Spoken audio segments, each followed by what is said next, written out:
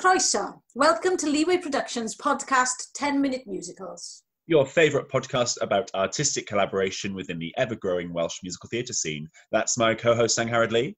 And that's my co-host, Luke Hereford. How are you, Luke Hereford?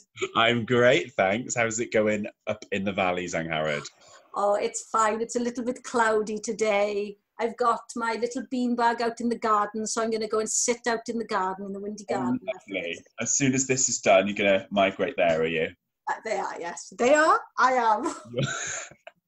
Lovely. It's like the lockdown glitches. Do you get that? Where the vocabulary is gone and you can't remember people's names. Like we are emulating or impersonating Zoom in real life.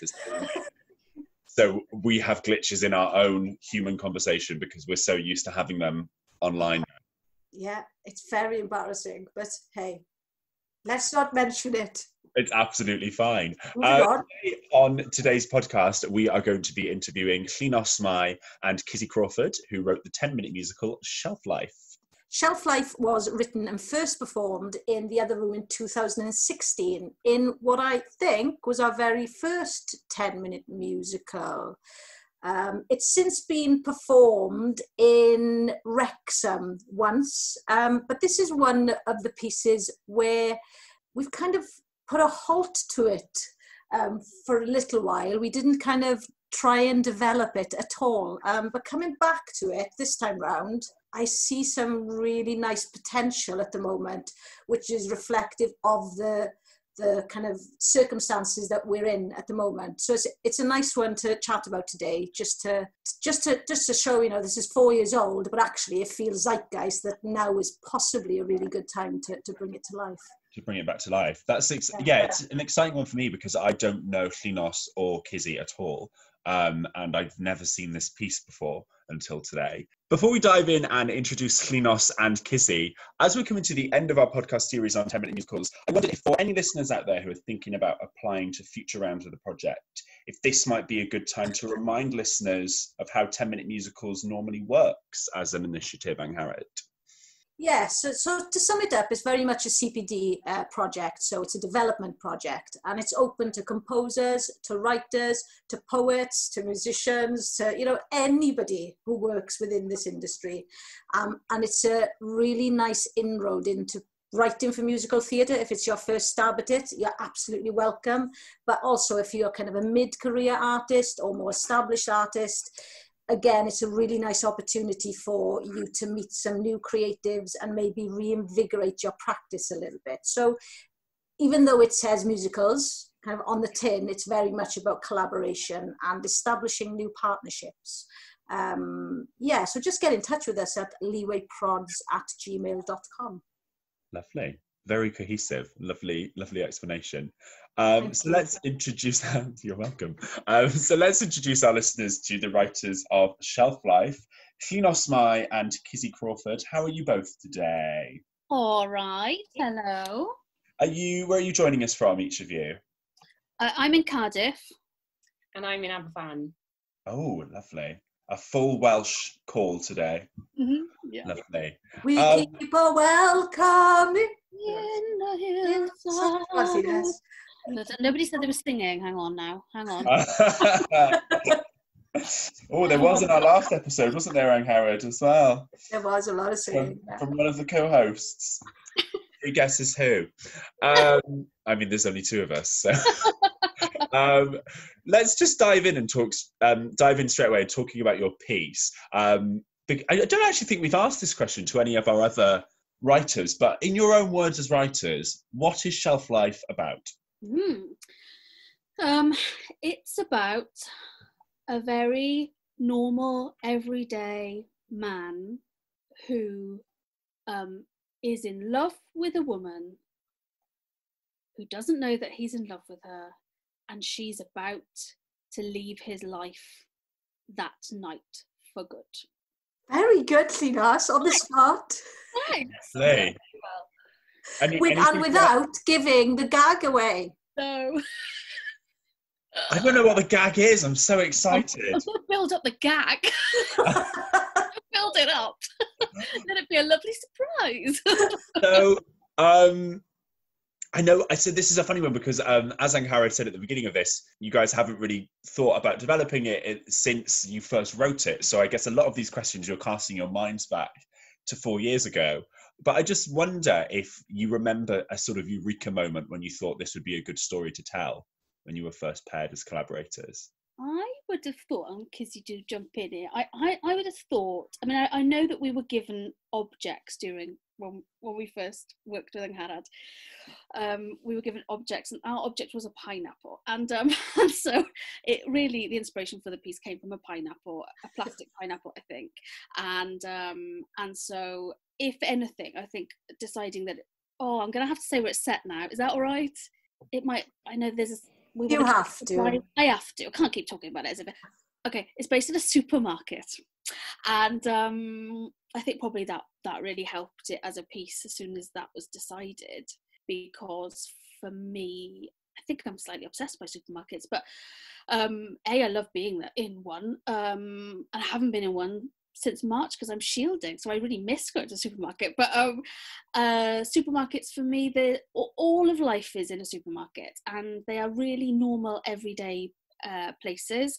And so to get a character who starts singing in that setting, for me, it's already funny, and there's something.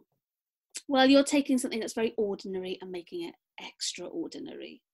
So probably the setting of the location of it was probably a eureka moment. Nice. And anything to add to that, Kizzy? Yeah, well, as Kino says, like supermarket is one of those very relatable things, and having the character set there was a really great starting point. And the inspiration just kept coming and coming, and the fact that we had this piece of fruit, and it just felt like the story came about quite easily. And then from then on, it was just about working on who is this character, what is their purpose, like why are they feeling this way. And my main focus was the music and developing the music and how I could create a sort of soundscape that went with how this character was feeling. And let's just talk a little bit about this object. So was it the object for the very initial task that you guys did? Just want to give a little bit of context to listeners on kind of why you're giving an object and what that is, like where that comes from. Yes. I mean, I don't entirely remember what the exercise would have been, other than I remember a table full of objects, and we probably, I don't know whether each group got given one, did they, Angharad? I can't. Yes. Do you remember you had to outline the object and you had to write a stream of consciousness for the object within the image of the object? Okay. I'm glad it left such an imprint. Don't take offense. Honestly, that's just my memory, nothing to do with the exercise itself. This is really interesting because this is just an initial writing exercise. It actually doesn't necessarily have to be a way of finding inspiration for your piece, but it's interesting that the pineapple left such a, I guess, without pun intended, left such a taste in your guys' mouth that you were like, oh, actually, we could write something about this. That it kind of feels like maybe that's one of the first, I might be wrong, but it feels like one of the first writing groups that we've spoken to, Angharad, where the object has directly influenced the piece. Yes, I think, do you know what? I think most of them do influence the piece. What we tend to do in the first day or the first 3 or 4 hours is just provide lots of tasks. Because I'm very much, when you work with actors, just give your artists task-based exercises to do and trust that from that task, and for many there are new tasks because it is about upskilling, and we try to encourage in the writing to use those tasks rather than falling back on what you usually do in your process. We're trying to investigate, well, if I apply this task to this moment, how does it encourage my practice, so it's just nice to hear that people do apply it. Whether or not they apply it beyond this, that's completely up to the artist themselves, but yeah, absolutely. A lasting exercise with an influential object. Great. I do remember an improvisation where we had to make the sound of an object, like improvise the sounds that object was making. Of the pineapple? I don't know if it was the pineapple, but I do remember that exercise. Yes. So this comes from another associate artist of Leeway, so Becky Davis, who is an incredible artist. She really specialises in participatory practice. Whew, I'm glad I said that right. I always get that wrong. Participatory practice. And again, it's bringing the work that she does with communities into this process has really opened up possibilities with regards to how we approach writing, you know. So I think most people find that really challenging. I don't know, do you remember doing that exercise, Kizzy? It's a little bit cloudy, but yeah. I know a lot of people find it really tough because it's so exposing that you've only got your own self to create some sort of motif for this object, your own sounds. So yeah, it's a lovely little exercise. Yeah, I think I remember feeling quite like nervous about doing that.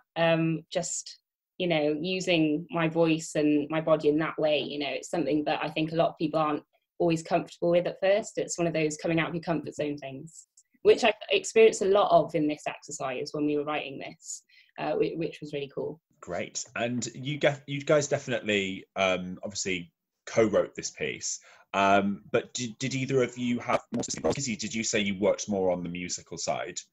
Yeah, so I had my guitar, and yeah, I was just imagining personally, like, if this guy, for example, played guitar, like what sort of music would he put to himself in a way, and also it's quite comical, and so I was thinking about that as well, taking that into consideration, and it ended up being quite sort of chilled, sort of folky, bluesy vibes, and then yeah, later on that was developed even further. But yeah, again, I don't want to give too much away. This was it was great to have you on board with this, Kizzy, because I knew you as a singer-songwriter. So I'm just wondering, you know, with your practice and stepping into this kind of environment, what was the difference between writing a song and writing for a piece of musical theatre? You know, what elements of your practice maybe did you have to adapt?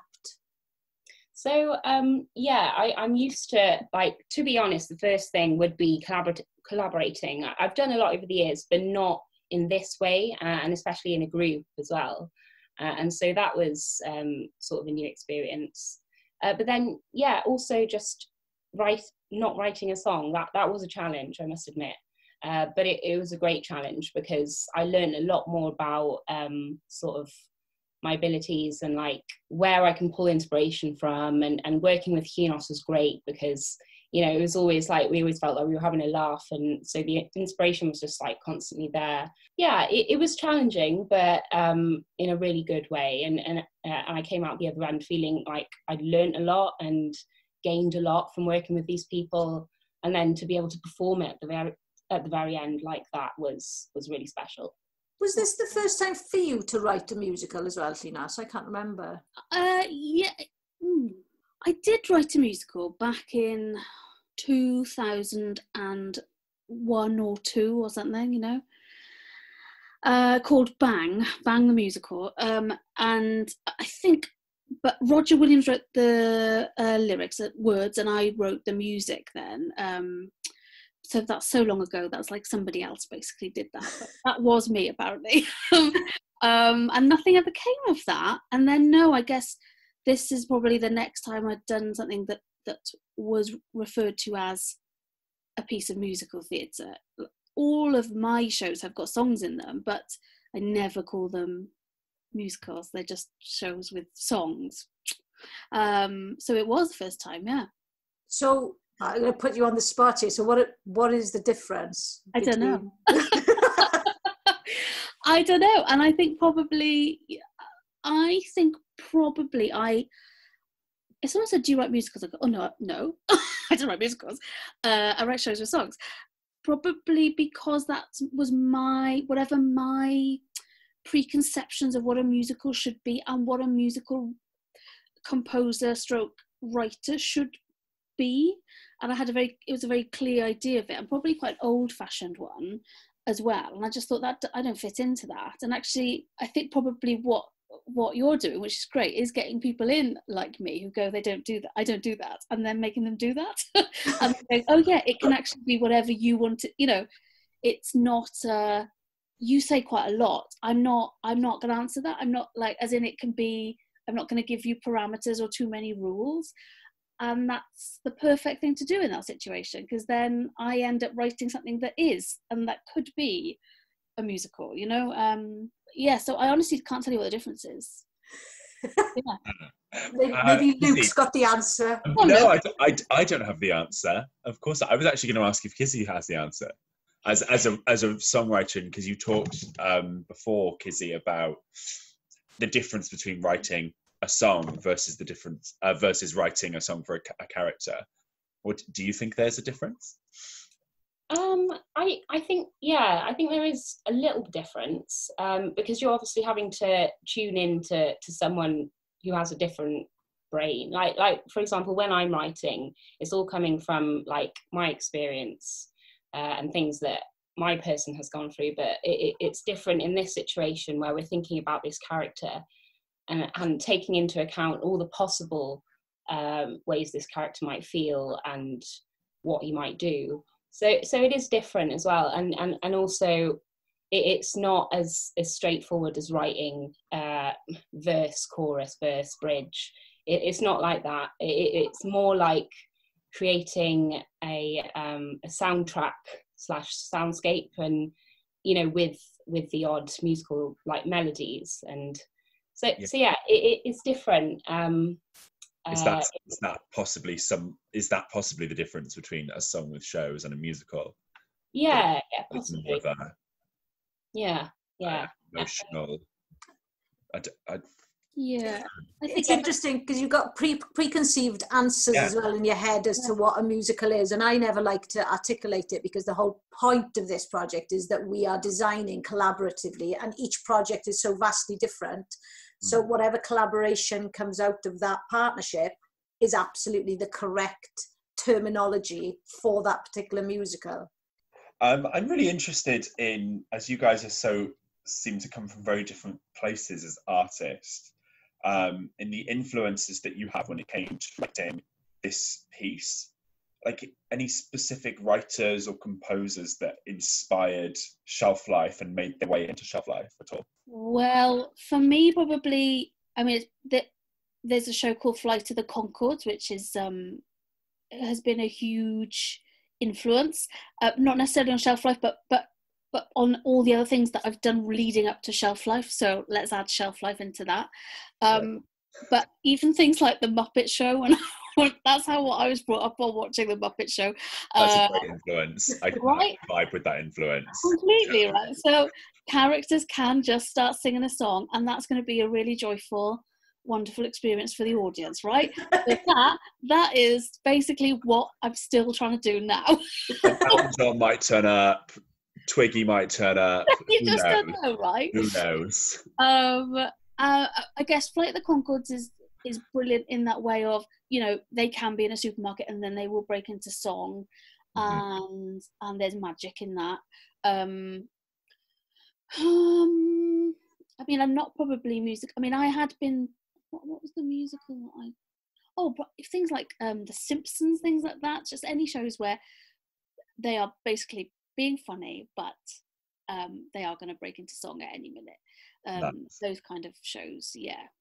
I think I remember talking about the Mighty Boosh at one point. I think we had a conversation about that, and possibly got some inspiration from that show as well. Well, yeah, probably. Well, I almost gave away something else brilliant about the piece now, but there is a very surreal moment in it, which could very much belong in a Mighty Boosh program. But again, I can't go into it because it will just ruin the moment. So.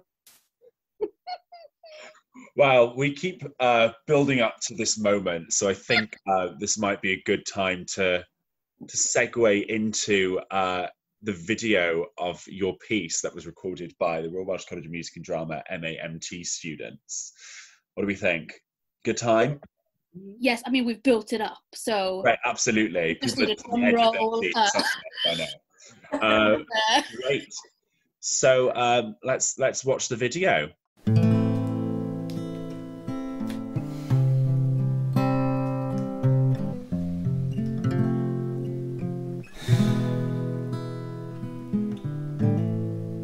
night, another shift,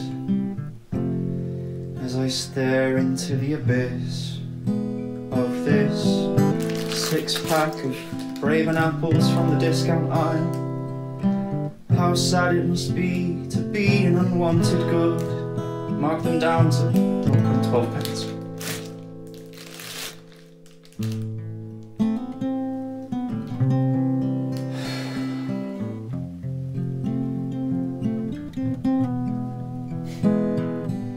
Then I see you leaping away, Jan, dealing with complaints with grace and ease. A refund needed for some strings made of cheese. Every little really does help. And your beauty is like this store, it's 24/7. You in a navy gilet is my idea of heaven.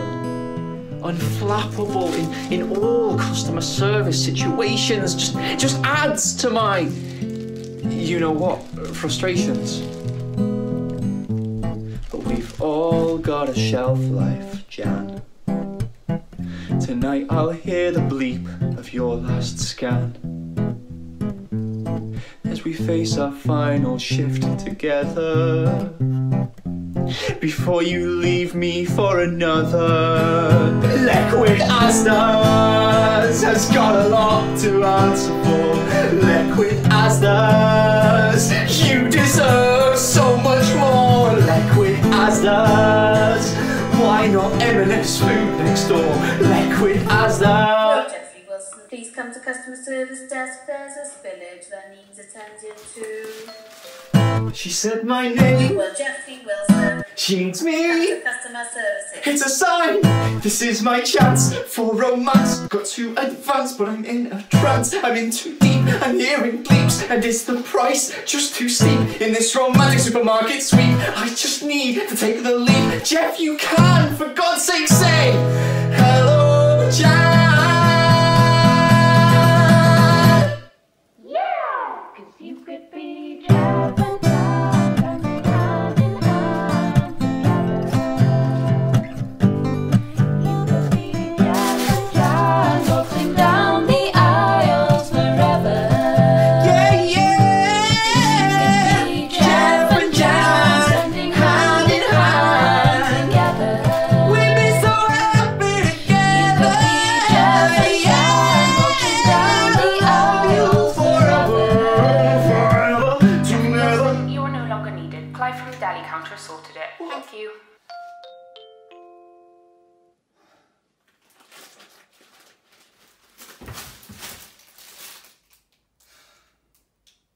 How was that, Kizzy and Enos? Oh, brilliant. Yeah, lovely to see it. And Daniel does such a lovely job. He really does, yeah. Yeah, great. So can we just clarify, in that moment that makes us all laugh so much, the pineapple is singing, is that right? Well, I don't think we had the budget for pineapples, but we went with apples. But yeah, they're singing, yeah. Obviously, with a bigger budget, you can just, if there would be animation galore going on. Yeah. Amazing. So the apples, not pineapples. Sorry, I think I was just hung up on Exactly, we talked about all it the so talk much. about pineapples. Yeah. Early on. So you worked with one performer in the first round of 10-minute musicals. How was it seeing your piece performed by a different performer? I really enjoyed, I enjoyed both experiences really. The first time round, Aled, was his name Aled? Yes.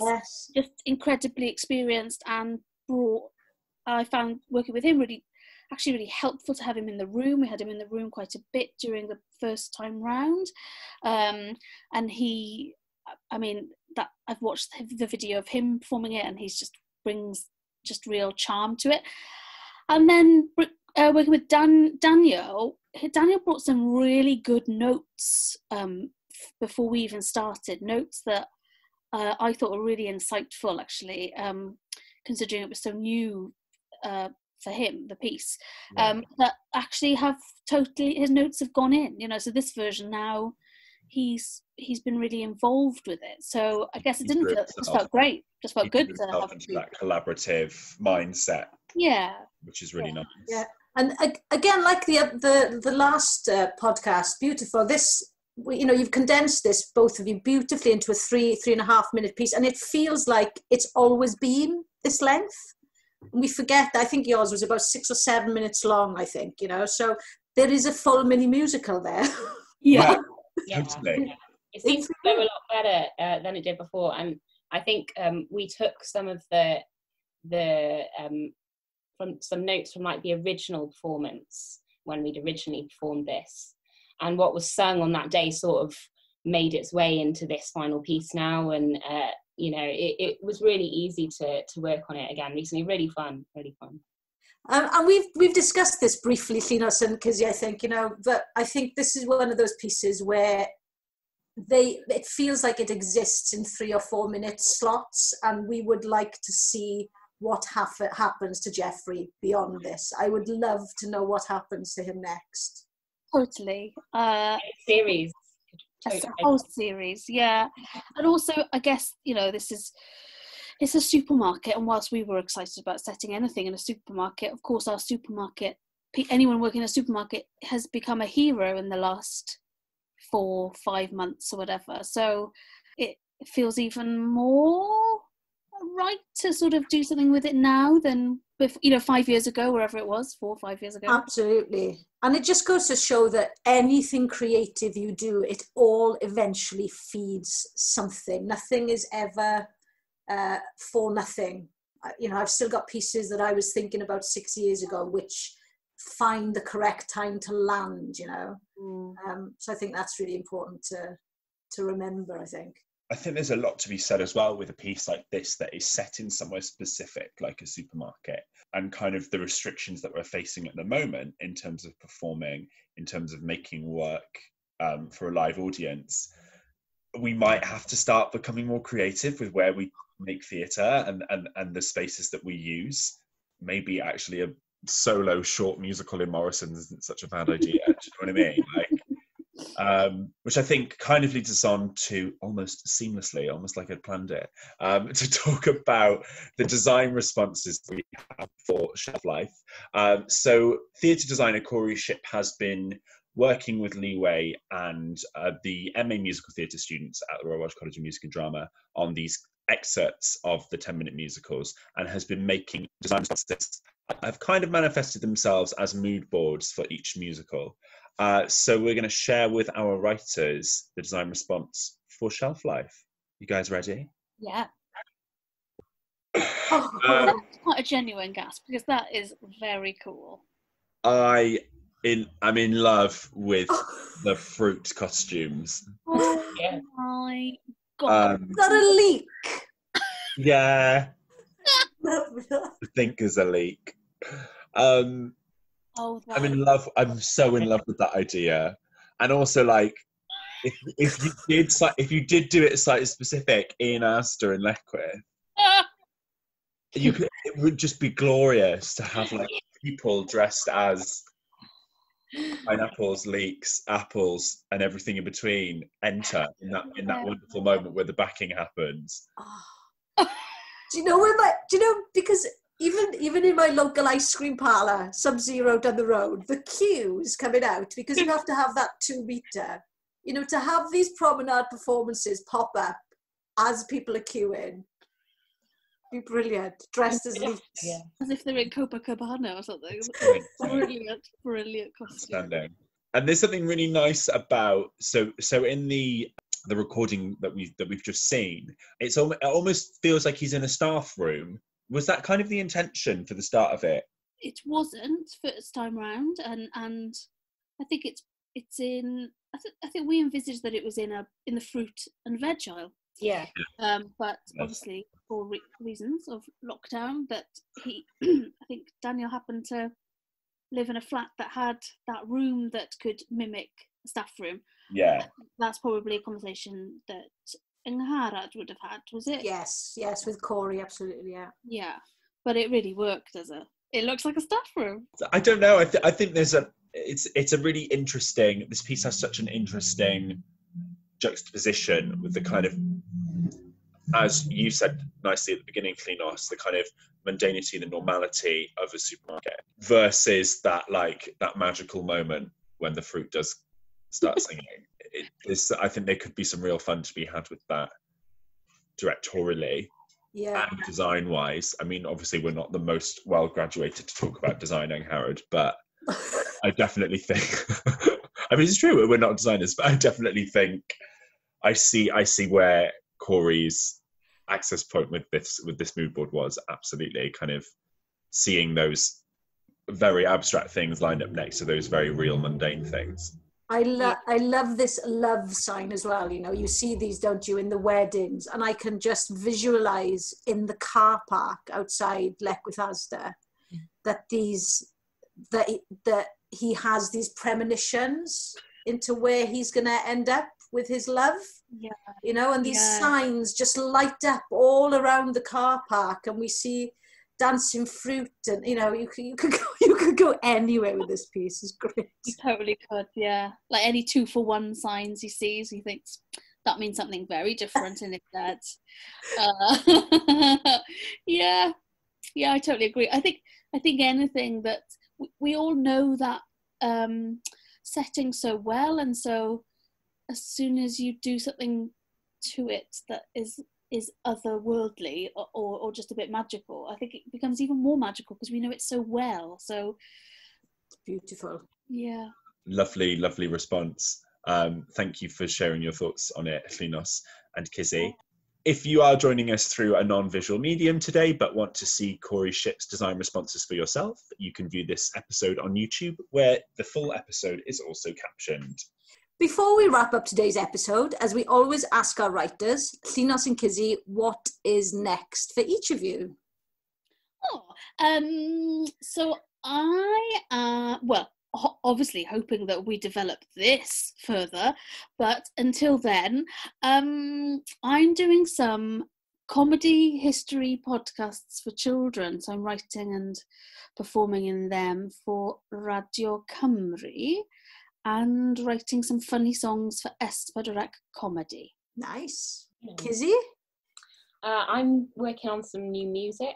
I'm hoping to release some things soon, and I'm actually going to be collaborating with some people to write a show in August. So doing this and revisiting this has been really helpful and given me that extra boost of confidence that I need to go into this new project. Amazing. That's really great to hear. And it's just great to hear that you are kind of pursuing that avenue of your practice as well. So, yeah, so I think I'll keep going with this 10-minute musicals. Yes, you should. It works. Seems to be a hunger for it, Angharad. Thank you for joining us, Klinos Mai and Kizzy Crawford. And thank you also to Daniel Lear from Royal Welsh College of Music and Drama, who performed Shelf Life, and to musical director Joe Hood and theatre designer Corey Shipp. If you enjoyed today's podcast and want to share the love on social media, you can do just that by using the hashtag Leeway10pod, tagging us at Leeway Prods on Twitter, Instagram and Facebook. And of course, we cannot sign off without saying a big thank you to our listeners for joining us today. Tune in next week for more behind-the-scenes interviews with artists from Leeway Productions' 10-Minute Musicals initiative. I am Angharad Lee. And I am Luke Hereford.